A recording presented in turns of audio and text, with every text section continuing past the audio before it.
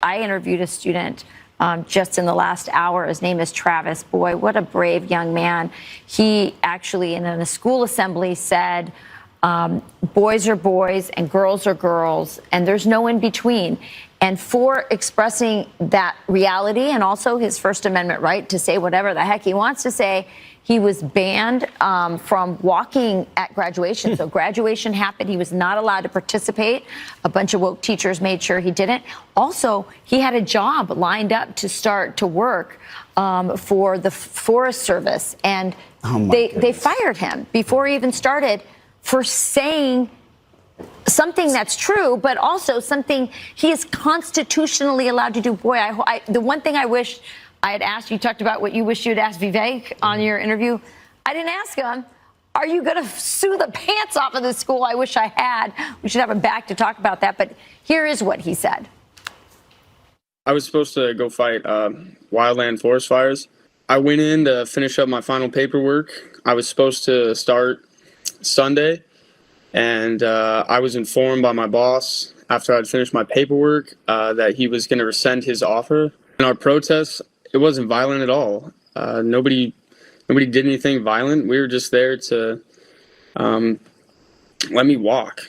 Basically, that was our message. That's why everybody came together. I don't believe I would have been punished at all, personally, if I had said Black Lives Matter or any of the other things. It's reassuring to know that I'm not alone and realize what I did wasn't wrong. Of course. So he wanted to work for the National Forest Service, by the way, a federal bureaucracy, which is super woke, maintains the same kind of absolute conformity and demands it of anyone who comes in an agency. The AP style guy, correct me if I'm wrong, but maybe 20 years ago, wasn't it about when you use the past tense? Yes. Or where you put a comma, or where it's acceptable to use an M dash. That's the style guide. Now it is a political enforcement guide. It's mind control. It's mind control. Thank you. I don't think this is any small story. No, it's not. This is a massive story. Yeah, you control language, you control thought. You cannot check your mind at the door. You can't check reality at the door under the banner of empathy and then think everything's going to be okay, because once you divorce yourself from reality, you are capable of descending, and we are, headlong into insanity. You talked about mind control, but there's also this social control, the way the teachers in this school treated Travis. And by the way, the students and parents backed him up, a lot of them, a big number of them. But the teachers are activists. They want to punish him.